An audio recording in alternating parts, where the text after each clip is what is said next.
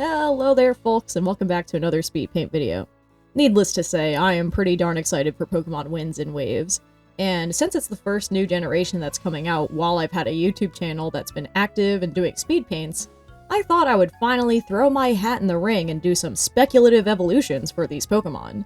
I've of course had a lot of fun over the years looking at new starter Pokémon and seeing all the different art people come up with, but I've actually never tried to predict the evolutions for any new starter Pokémon ever. I've kind of had thoughts about it, but I've never actually done art about it, even though I've been a Pokemon fan for basically as long as I can remember. So, because we're going to be entering a new hype season with Pokemon Winds and Waves in Generation 10, and I finally have a channel where I can share my thoughts and make some cool art, I thought I would do my take on what I think the Pokemon Winds and Waves starters might evolve into, and what I think their inspirations could be. So without further ado, let's get into the speed paint.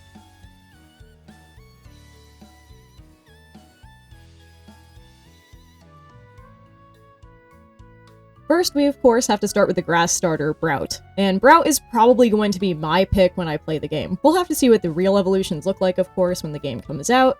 But I think I'm going to choose Browt, at least for my first playthrough. They once again have made a lovely little grass Pokemon that's a cute bird that has like a little sort of that shape like Rowlet's bow tie in a tropical island archipelago region. I don't know, it just feels like they've once again hit me with the thing that made Rowlet work for me. But this time, this guy's shaped a little bit like Chikorita in my heart. So I'm just like, I have to pick Browt. Browt is just so cute. I keep thinking about him, and I love all three of these starters, but I think Browt is the one for me. I decided I would take some inspiration for all these starters from basically, you know, Southeast Asia, where we think the region's going to be. In fact, it's actually kind of weird that we don't have the region name yet at the time of recording this. And a lot of my family, I mean, I am half Filipino. My dad's parents came from the Philippines. And so I'm a little biased in wanting to see this region be very Filipino in origin.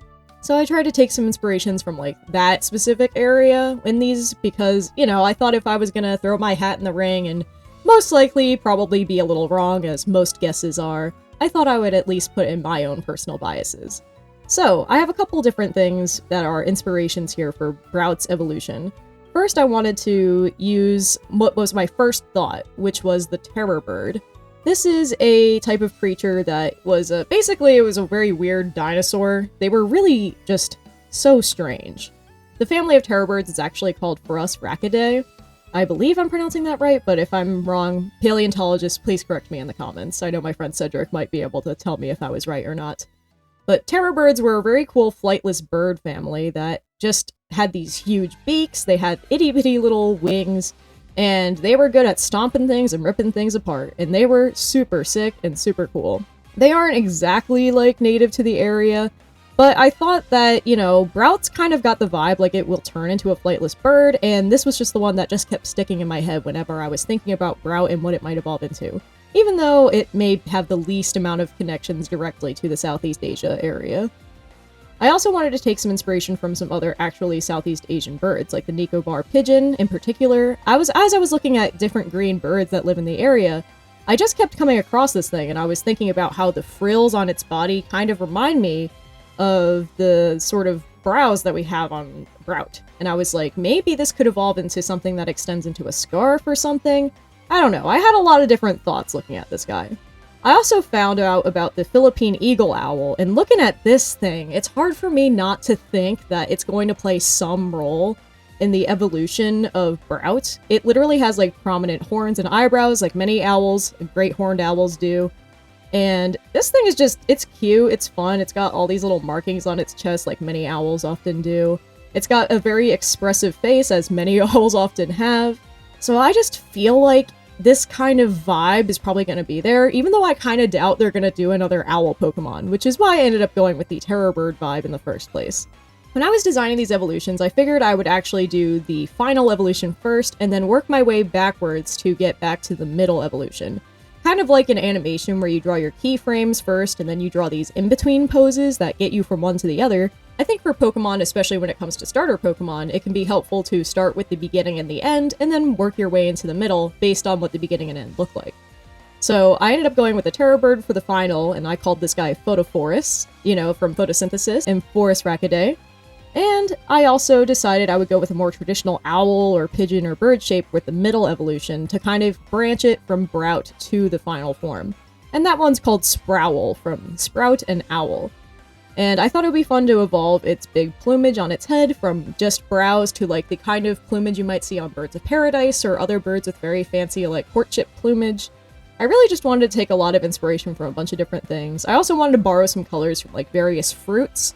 So part of the reason it's got like such a bright pink beak on the final form is because of that. And yeah, I just had a lot of fun with this. It was so weird trying to think about like what I think this guy might turn into. I feel like I'm almost there in terms of the concept, but who knows? It might end up being really different in reality, and I think that's part of what's so exciting about predicting these. Oh, by the way, for the tail, I wanted to do some inspiration based on the plant that Browt might be based on, which is thought to be a chickpea because, I mean, the pun of a chick that's also a pea is just so obvious that I would actually be kind of surprised if they don't go with it. So I decided I would make its tail kind of based on the branches of a chickpea plant. And at first I ended up coming with a design that was a little too busy, but I eventually simplified it into something that kind of reminds me of the tail that Sceptile has. I thought it would be smart to borrow colors and ideas and shapes from other grass Pokemon, especially grass starter Pokemon, to help make this thing feel a little more believable and help me ground it in something from just a design in my head to something that actually I could believe could be the evolution for these guys. Overall, I had a lot of fun with this line. I think they're all super cute. I think they're very fun, and I would be very happy to have a Pokemon like Photophorus on my team, so we'll see if Browt actually evolves into that.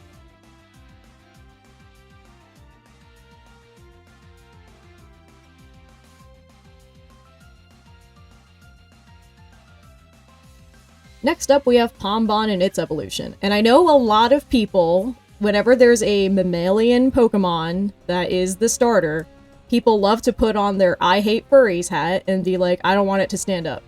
That could not be me. I love furries. I think furries are super cool. When I was a kid, I couldn't draw humans at all, so most of my very oldest original characters were anthropomorphic in nature, especially dogs. And I just think that there is a very good chance that Pombon could stand up. I mean, Pokemon rarely keep the same posture for their entire evolution line. A good example would be like the Mudkip line, right? Mudkip starts on all fours, and then Marshtomp stands up, and then it gets back on all fours for Swampert, but it still stands up occasionally. I think it's actually kinda rare for a Pokemon line, especially a starter, to keep the same posture for all of its evolutions. So given that Pombon's starting on all four legs, I think there's a very good chance that its posture will change as it evolves. My friends and I just have this great feeling that Pombon's going to be a fire and fairy type, which is a typing that I don't think we've seen yet, which is kind of surprising because I think there's a lot of possibilities there. Fairy type is very much associated not only with life and light and things like that, but it's also very closely tied with food. So it's kind of surprising that we haven't seen a fire type that takes inspiration from fairies' food and like baking and stuff like that. So I thought I would kind of lean into that. I wanted to use other Asian dog breeds as inspiration for what Pombon would evolve into, since I highly doubt it would be a small Pomeranian for its entire evolution line. I mean, take a look at the Lillipup line from Unova. It's not just a Yorkie the whole way through, because that would be kind of hard to design around. It becomes larger breeds of dogs as it evolves, going from a Karen to eventually, all the way up to a Newfoundland. There's a lot of different types of things you can do with dog Pokemon, so I simultaneously had a very specific idea when I was coming up with this, but also I felt a little bit lost. Ultimately, I ended up going with the Chow Chow because Chow Chows feel very visually iconic to me, and there really isn't a lot of Pokemon that look like a Chow Chow yet.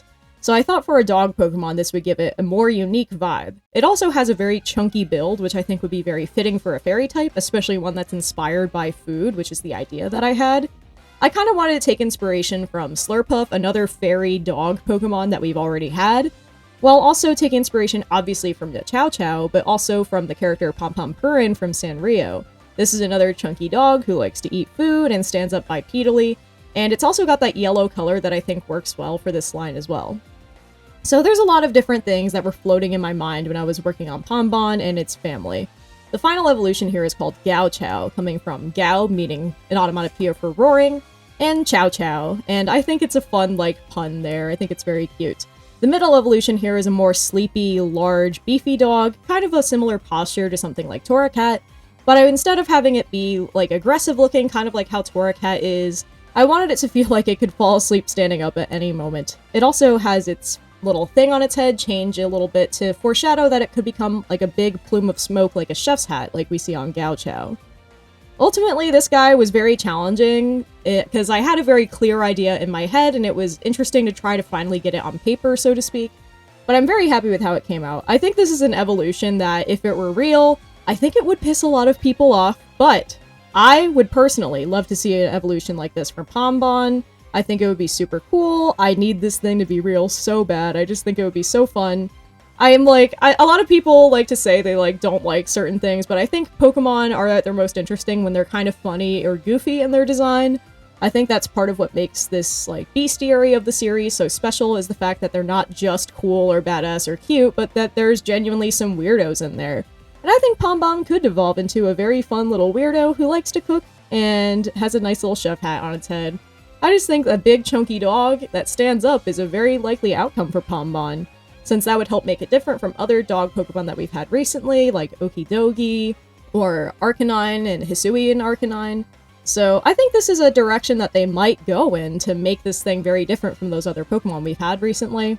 And I'm just excited to see if I'm right about my hunch or if I'm very much off the mark. I have no idea, but either way, I really like how Gao Chao's design came out. I think it's a very chill, big guy.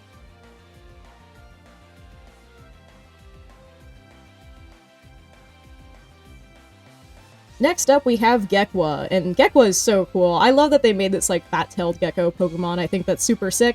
If I hadn't fallen in love with Browt the way that I keep finding myself having, I think I probably would pick Gecqua as well. And Gecqua is pretty cool. I keep looking at this thing and I have, like, strong feelings or intuitions about what I think it might evolve into as far as its type goes. Like, my first thought seeing it was that it might become a poison type, but a lot of the speculation around it says that it might be a psychic type instead. One of the localized names for it uses the word clever, which has me also thinking of a psychic type, so, like, maybe? Eventually, that's the direction I ended up leaning in with my prediction here in this design. For this video, I had been wanting to do it for weeks, but I really only had an idea for Pombon's evolution with Gao Chao. I didn't really have a strong concept for the other two. But then my mom sent me this great picture on Instagram of the Philippine sailfin lizard. And I was looking at this thing and I was like, wait a minute, this is a reptile with a weird tail that lives in the water. This very well could be what Gecqua will evolve into. So this eventually sparked my motivation to actually finish this video and do this. So even though this was the last design I did, it actually was the design that sparked in my head to help me start the video at all. So thanks, Mom, for sending me that good picture of that funny lizard. I ended up going with the sailfin lizard. I wanted it to really feel like a, I don't know, like a sea monster in a way. Like if you saw this thing swimming in the water, it would create that sort of classic bumped silhouette of a sea serpent in the water. And I also wanted it to just really lean into the different elements from the eyes, which I feel like are the most prominent element of Gecqua's design. So throughout its evolutions, it gains more eyelashes on its eyes to really help distinguish each form as a progression. And I really wanted this thing to feel like a mysterious, like, mermaid, or like mystical oracle, or like a devious sage, if any of that makes sense. I also made that watermarking turn into something of a watery third eye on its head in its final form. And I just made it have lots of fun, colorful crests to really just liven up the design a little bit, really give it some really cute sails. And man, I just had a lot of fun with this guy. I had so much fun making the eyes very glowy, because I think that gives it a very magical and mystical quality, like it's going to tell your future and stuff like that. I don't know, I just had a lot of fun with this one. I had a very clear vision in my head as soon as I saw the animal that would inspire it. And I'm very happy with how this design came out. I tried my best to make it feel a lot like other reptilian Pokemon, while also feeling like it's very obviously based on the species that inspired it. So for example, the final form has very long, spindly toes on its rear legs, to mimic how many lizards also have long, spindly toes on their legs as well. So I wanted it to give it that different silhouette, since most other reptilian or lizard-like Pokemon don't really have that feature. They usually have small, stout little feet. So I thought that would give it a more spindly and weird silhouette that leans into the weird guy that tells your fortune sort of vibe that this guy's going for. And it's based on the Bakunawa, which is a sea serpent sort of creature from Philippine mythology. And it is said to be a moon-eating dragon. I just thought that that concept of something that causes rains and wind and eats the moon could be a very cool, like, magical inspiration for the final form of Gecqua. And so I decided to incorporate some vague shapes from various different, like, hilts of swords and things like that that would inspire the sort of general shape of this creature and call back to that, as well as naming it after the creature as well. Plus, it would just make it a lot easier for me to name it not just after animals, but after mythical things as well. I don't know, I just think this thing is just super cool. I think it's such a fun creature. I think out of the designs I made for this video, this one might be my favorite personally. But I don't know, I just had a lot of fun with all of these. I think they all came out so neat. And I am very excited to see if I'm right in saying that Gecqua could evolve into a sailfin lizard, or if it'll turn into something else that I couldn't even imagine. I think that's what's so fun about making these speculations, is that you really never know what the real thing is going to be like. So it's kind of fun to kind of throw your hat in the ring and see if you get anywhere close to where it's going to end up.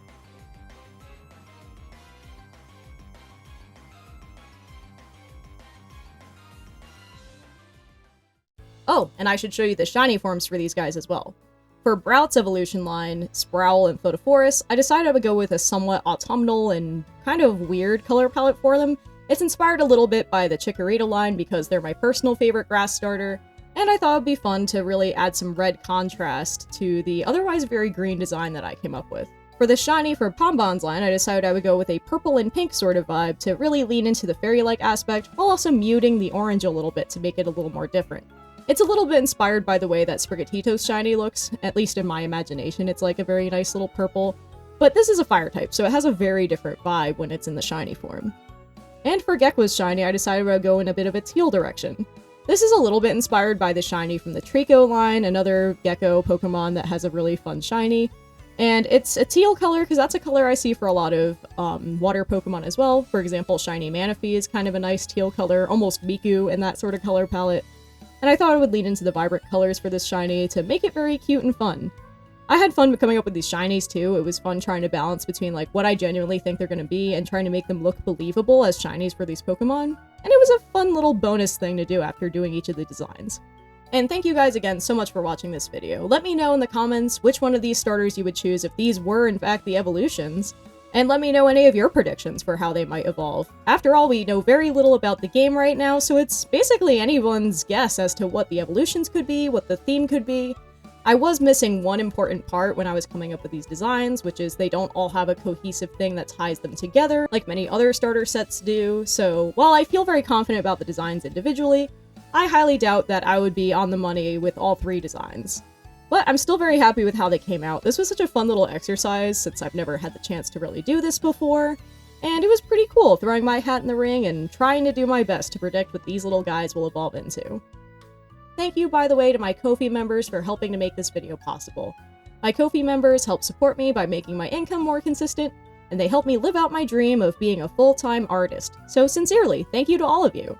If you would like to join them, you can go check out my Ko-fi page in the description below, where you can check out the link to follow me for free blog updates, or you can support me for as little as $1 a month and see your name in the credits every week of my videos. If you're interested in commissions, by the way, go check out my VGen page. I would love to draw more Fakemon designs for people, so if you have a project where you need some creature designs, feel free to reach out to me, but I can do basically anything, so feel free to reach out if you want to work together. My VGen's open, and I'd love to work on some cool projects. Oh, and by the way, if you live in the New York area, I'm actually going to be at Castle Point Anime Convention this weekend. I'm not going to be tabling or anything, but I will be attending since my girlfriend helps run the place, so I'll be around if you want to say hello or trade business cards or, I don't know. If you want to say hi and you live in the New York area, I'll be at Castle Point Anime Convention this weekend on April 25th and 26th. And I hope to see you there. It would be kind of cool to meet any fans or any other artists who are interested in doing cool Pokemon or creature or whatever art. And with that, that's all that I've got for you guys today. So thank you all again so much for watching this video. I hope to see you next week with another good video. And in the meantime, why don't you guys go out there and make some art.